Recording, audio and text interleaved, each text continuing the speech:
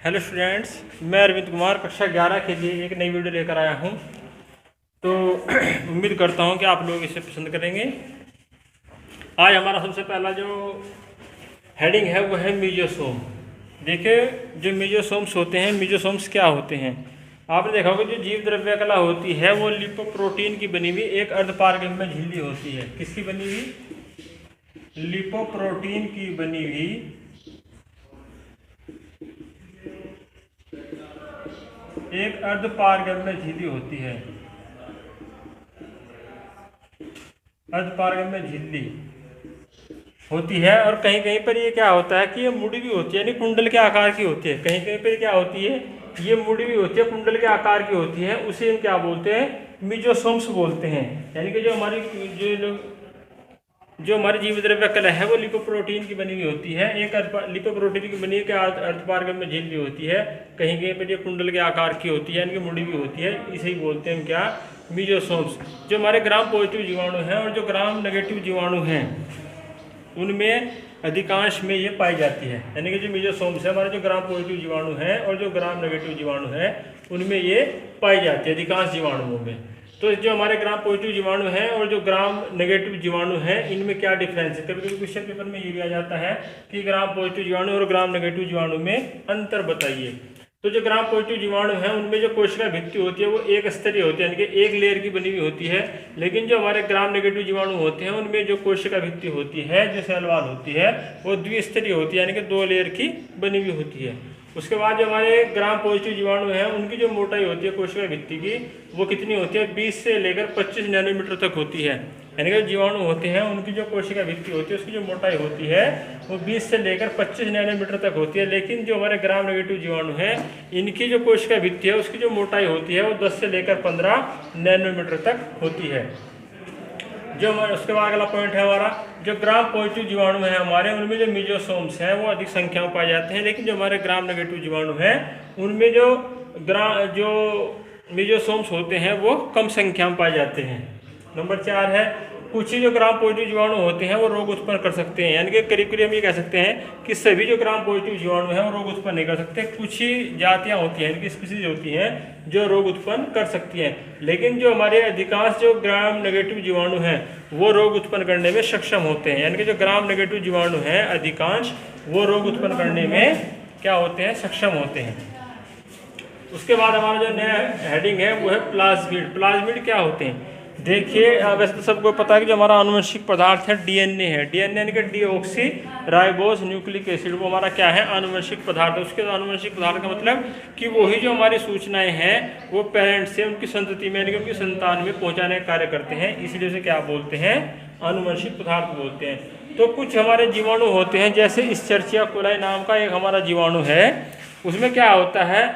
उसमें एक छोटा वृत्ताकार द्विकुंडलित आनुवंशिक पदार्थ होता है। किसके? डीएनए के अतिरिक्त, डीएनए के अलावा क्या होता है? उसमें एक छोटा वृत्ताकार द्विकुंडलित आनुवंशिक पदार्थ होता है। उसे हम क्या बोलते हैं? प्लाज्मिड बोलते हैं। और वो डीएनए से अलग भी रह सकता है, जीवाणुओं की अनुपस्थिति में भी क्या कर सकता है? कार्य कर सकता है। और ये कुल डीएनए का 2% होता है, यानी कि 2% होता है, उसे बोलते हैं प्लाज्मिड। ये क्वेश्चन जो है, जो प्लाज्मिड है ये आपका 12th में भी है। नेक्स्ट जब आप 12th करेंगे तो 12th में भी है। ये प्लाज्मिड क्या होता है? तो प्लाज्मिड क्या होता है दोबारा देखिए, कुछ हमारे जीवाणु जैसे इस्चर्चिया कोलाई, तो उसमें इस्चर्चिया कोलाई में क्या होता है? एक छोटा वृत्ताकार द्विकुंडलित आनुवंशिक पदार्थ होता है, वो क्या कहलाता है? हमारा प्लाज्मिड कहलाता है। और वो डीएनए से क्या होता है? अलग रह सकता है और जीवाणुओं की जो अनुपस्थिति है उसमें भी क्या कर सकता है? कार्य कर सकता है। और कुल डीएनए का कितना होता है? 2% होता है। जो प्लाज्मिड होता है वो कुल डीएनए का कितना होता है? 2% होता है। उसके बाद है हमारे साइनोबैक्टीरिया के नीलहरित शैवाल, बार बार ये नाम आएगा, नीलहरित शैवाल। साइनोबैक्टीरिया क्या होते हैं? ये हमारे सरल पादप होते हैं और इनमें एक फाइकोसाइनिन नाम का वर्णक पाया जाता है। उसे इसी जो हमारा फाइकोसाइनिन वर्णक है इसी के कारण इसे हम क्या बोलते हैं? नीलहरित शैवाल बोलते हैं। इनमें केंद्रक और संरचना अन्य लक्षणों में ये जीवाणुओं के समान होने के कारण इन्हें क्या बोलते हैं? हम साइनोबैक्टीरिया बोलते हैं। यानी कि इनमें जो केंद्रक होता है और जो संरचना होती है और कुछ अन्य लक्षण होते हैं वो जीवाणुओं में क्या होते हैं, इनके जीवाणुओं के समान होते हैं, इसीलिए हम इसे क्या बोलते हैं, साइनोबैक्टीरिया बोलते हैं। अदरवाइज ये हमारे क्या है, सिंपल पौधे हैं, सिंपल प्लांट हैं हमारे। इनमें क्या होता है, इनमें लवक नहीं पाए जाते। इनमें जो प्लास्टिड्स हैं, लवक जो होते हैं वो एक संरचना होती है पौधों के अंदर, वो नहीं पाए जाते। तो जो हमारे ये सरल पादप हैं, ये जीवाणुओं के समान लक्षण पाए जाने का हम क्या बोलते हैं, साइनोबैक्टीरिया बोलते हैं। इसके फिर मुख्य लक्षण क्या क्या हैं, तो जो मुख्य लक्षण है सबसे पहले जो मुख्य वर्णक है इसमें क्लोरोफिल ए वो पाया जाता है। इनमें लवक नहीं पाए जाते, लेकिन लवक नहीं पाए जाने से क्या होगा, जो थाइलोकोइड है वो कोशिका द्रव्य में बिखरे पड़े हुए रहते हैं। यानी जो थाइलोकोइड है वो कोशिका द्रव्य में कहाँ पाए जाएंगे, तो थाइलोकोइड जो है वो कोशिका द्रव्य में बिखरे हुए रहते हैं।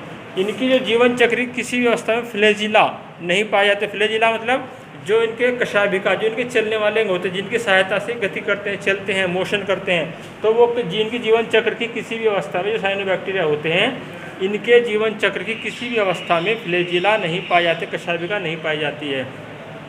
इनमें जो जनन होता है अलैंगिक होता है और कायिक जनन होता है। सत्य जो लैंगिक जनन है वो इनके अंदर नहीं पाया जाता। कहने का मतलब यह है कि इनमें जो जनन की प्रक्रिया होगी वो या तो कायिक होगी या अलैंगिक जनन होगा। इनमें सत्य जो लैंगिक जनन है वो नहीं पाया जाता है। उसके बाद ये कोशिका जो होती है इनकी प्रोकैरियोटिक होती है और इनमें असूत्री कोशिका विभाजन पाया जाता है। यानी कि इनकी जो कोशिका होती है प्रोकैरियोटिक होती है और इनमें जो असूत्री कोशिका विभाजन है वो भी पाया जाता है।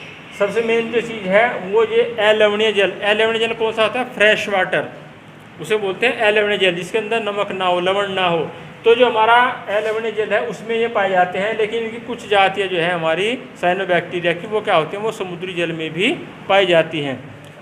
उसके बाद ये तो थे इसके हमारे साइनोबैक्टीरिया के कुछ मुख्य लक्षण। उसके बाद है हमारा हेटेरोसिस्ट। हेटेरोसिस्ट क्या होता है, देखिए कुछ तंतु में साइनोबैक्टीरिया जैसे साइटोनिमा है, नोस्ट्रोक है, एनाबिना है। तो ये हमने नोस्ट्रोक जो हमारा जो साइनोबैक्टीरिया है नियोजित शैवाल है नोस्ट्रोक, उसका डायग्राम बना है। तो जो हमारे जो कुछ तंतु में मतलब जिनके अंदर तंतु पाए जाते हैं, कुछ हमारे तंतु में साइनोबैक्टीरिया जैसे साइटोनिमा, नोस्ट्रोक, एनाबिना, इनमें क्या आता है, विशेष पीले रंग की कोशिकाएं पाई जाती हैं। क्या पाई जाती हैं, विशेष कोशिकाएं होती हैं, उनका कलर क्या होता है, पीले रंग का होता है और वो अन्य कोशिकाओं से भिन्न होती हैं। जो हमारी अन्य कोशिकाएं हमने बना रखी हैं, इन कोशिकाओं से ये क्या होती हैं, भिन्न होती हैं। इसे हम क्या बोलते हैं, हेटेरोसिस्ट बोलते हैं। इन कोशिकाओं जो अन्य कोशिकाओं से भिन्न होती हैं इन्हें क्या कहते हैं, हेटेरोसिस्ट कहते हैं। और ये कोशिकाएं जो हैं कैसी होती हैं, अन्य कोशिकाओं से डिफरेंट होती हैं, भिन्न होती हैं। ये कोशिकाएं गोल होती हैं, बड़ी होती हैं और इनकी जो कोशिका भित्ति होती है वो कैसी होती है, मोटी होती है। यानी कि ये कोशिकाएं गोल, मोटी, बड़ी होती है और उनकी जो कोशिका भित्ति होती है वो कैसी होती है, मोटी होती है। तो इस प्रकार आज हमने आपको अभी थोड़ी देर पहले एक मीजोसोम्स के बारे में बताया। मीजोसोम्स क्या होता है कि जो लिपोप्रोटीन की बनी हुई एक अर्धपारगम्य झिल्ली होती है और इस अर्धपारगम्य झिल्ली को हम क्या बोलते हैं, ये कुछ जगह पर कहीं पर ये कुंडल के आकार की मुड़ी भी होती है, इसलिए इसे क्या बोलते हैं, मीजोसोम्स बोलते हैं। जो हमारे ग्राम पॉजिटिव और ग्राम नेगेटिव जीवाणु हैं उनमें मीजोसोम्स पाए जाते हैं अधिकांश में। तो फिर सबसे पहले हम बात करेंगे इसमें ग्राम पॉजिटिव जीवाणु क्या है, ग्राम नेगेटिव क्या है। जो हमारे ग्राम पॉजिटिव जीवाणु है उनमें जो कोशिका भित्ति होती है वो एक स्तरीय होती है और जो हमारे ग्राम नेगेटिव जीवाणु है उनमें कोशिका भित्ति कैसी होती है, द्विस्तरीय होती है। इनकी जो मोटाई होती है ग्राम पॉजिटिव जीवाणुओं की वो 20 से लेकर 25 जो नैनोमीटर होती है वो होती है। और उनकी जो होती है मोटाई है, कोशिका भित्ति की जो मोटाई होती है वो 10 से लेकर 15 नैनोमीटर होती है। जो हमारे ग्राम पॉजिटिव जीवाणु हैं इनमें जो मीजोसोम्स अधिक संख्या में पाए जाते हैं और जो हमारे ग्राम नेगेटिव जीवाणु हैं इनमें मीजोसोम्स कम संख्या में पाए जाते हैं। जो हमारे कुछ जो ग्राम पॉजिटिव जीवाणु हैं उनमें से केवल कुछ ही क्या करते हैं, रोग उत्पन्न करने की क्षमता उनके अंदर होती है। यानी कुछ ही जो ग्राम पॉजिटिव जीवाणु रोग उत्पन्न कर सकते हैं, लेकिन जो हमारे ग्राम नेगेटिव जीवाणु हैं उनमें से अधिकांश रोग उत्पन्न कर सकते हैं। उसके बाद मैंने प्लाज्मिड बताया आपको। प्लाज्मिड क्या होता है, देखिए मैंने बताया कि कुछ जीवाणु जैसे हमारे इस्चर्चिया कोलाई, ये मैंने शॉर्ट में लिखा है यहाँ इस्चर्चिया कोलाई, कुछ जीवाणु जैसे हमारे इस्चर्चिया कोलाई में एक छोटा वृत्ताकार द्विकुंडलित आनुवंशिक पदार्थ होता है, उसे हम क्या बोलते हैं, लेकिन वो डीएनए के अतिरिक्त होता है। वैसे तो हमारा जो मुख्य आनुवंशिक पदार्थ वो क्या है, डीएनए है। आनुवंशिक पदार्थ यानी कि जो आनुवंशिक गुण हैं हमारे उन्हें एक पीढ़ी से दूसरी पीढ़ी में पहुंचाता है, उसे बोलते हैं आनुवंशिक पदार्थ। तो ये जो प्लाज्मिड है ये डीएनए के अलावा है आनुवंशिक पदार्थ, छोटा होता है, वृत्ताकार होता है, द्विकुंडलित होता है तो इसे क्या बोलते हैं, प्लाज्मिड बोलते हैं। और ये डीएनए से अलग रह सकता है और जीवाणु की अनुपस्थिति में भी क्या कर सकता है, कार्य कर सकता है। ये कुल डीएनए का 2% होता है। उसके बाद बात करते हैं साइनोबैक्टीरिया। नील हरित शैवाल क्या होते हैं? साइनोबैक्टीरिया ये सरल पादप होते हैं और इनमें एक वर्णक पाया जाता है जिसका नाम है फाइकोसाइनिन। उस फाइकोसाइनिन वर्णक के कारण ही इसे हम क्या बोलते हैं, इन्हें साइनोबैक्टीरिया बोलते हैं। केंद्रक संरचना उन लक्षणों में जीवाणुओं के समान होते हैं, केंद्रक में संरचना में और अन्य लक्षणों में जीवाणुओं के समान होते हैं, इसलिए इन्हें हम क्या बोलते हैं, साइनोबैक्टीरिया बोलते हैं। इनमें लवक नहीं पाए जाते हैं। उसके बाद जो हमारा इसके कुछ मुख्य लक्षण है उसके बारे में थोड़ा सा बता दूँ आपको। इनमें जो मुख्य वर्णक है वो पाया जाता है क्लोरोफिल ए।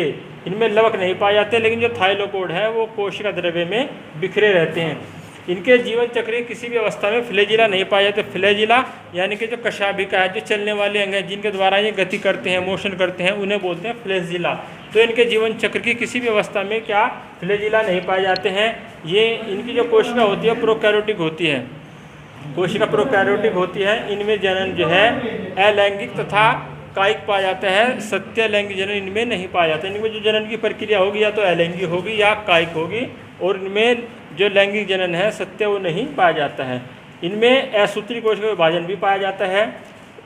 ये अलवणीय जल में पाए जाते हैं। अलवणीय का मतलब फ्रेश वाटर, ये फ्रेश वाटर में पाए जाते हैं। और लेकिन इनकी कुछ जातियाँ जो हैं वो समुद्री जल में भी पाई जाती हैं।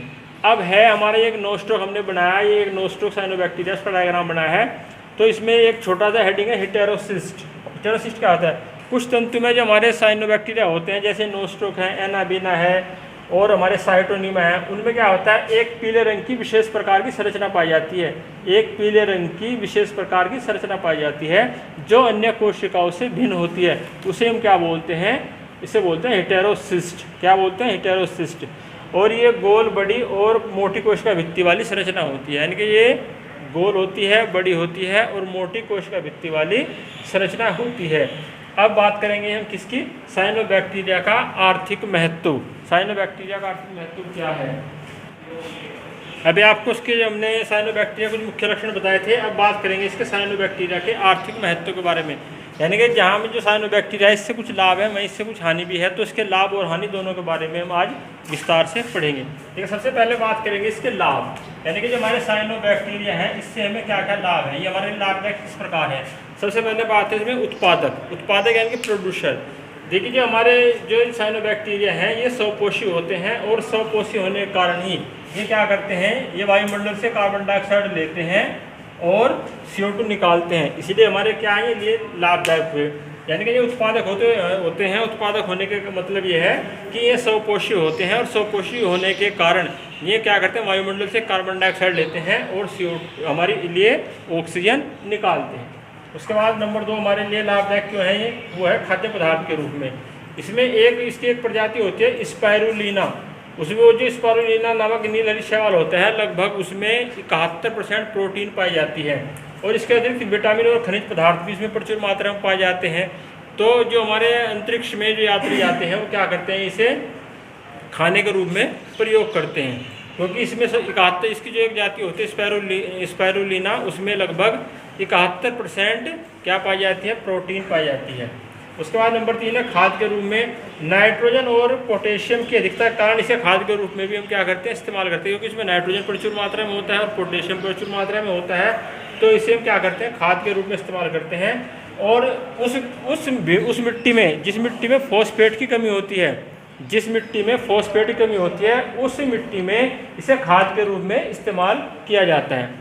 उसके बाद है कुछ जो इसकी नील हरित शैवाल की कुछ जातियाँ जैसे एनाबीना है, नोस्ट्रोक है, वो क्या करती हैं, वो वातावरण में जो नाइट्रोजन है उसका स्थिरीकरण भी करती है। क्या करती है, वायुमंडल में जो वातावरण में क्या करती है, वो हमारी जो नाइट्रोजन है उसका स्थिरीकरण करती है। उसके बाद ये तो है हमारे लाभदायक, इसके लिए जो हमारे लिए क्या क्या लाभ किस रूप में लाभदायक है, उत्पादक के रूप में है, खाद्य पदार्थ के रूप में और खाद के रूप में, ये तो है इसकी लाभदायक प्रक्रियाएँ। अब है इसके हानिकारक प्रभाव, यानी कि इसके यहाँ से में कुछ लाभ है वहाँ इसके साथ ही साथ इससे कुछ हानि भी है। तो सबसे पहले बात करेंगे इसकी कि अगर ये पानी की टंकी में ज़्यादा मात्रा में वृद्धि कर जाए, पानी की टंकी में ये ज़्यादा मात्रा में क्या कर जाए, वृद्धि कर जाए, तो पानी का स्वाद कैसा हो जाता है, खराब हो जाता है। और स्वाद खराब होने से क्या होगा, पानी से एक अजीब तरह की दुर्गंध आने लगती है, और ऐसा पानी पीने से क्या होगा, ऐसा पानी पीने से इन्फेक्शन का खतरा बना रहता है। तो इसीलिए हमारे लिए लाभदायक भी है। इसीलिए ऐसे जो जहाँ ज़्यादा वृद्धि करते हैं उस पानी में क्या होगा, उस पानी का स्वाद खराब हो जाएगा, वो पानी दुर्गंध युक्त हो जाएगा, और साथ ही साथ हमें जो संक्रमण का खतरा है वो भी बना रहेगा।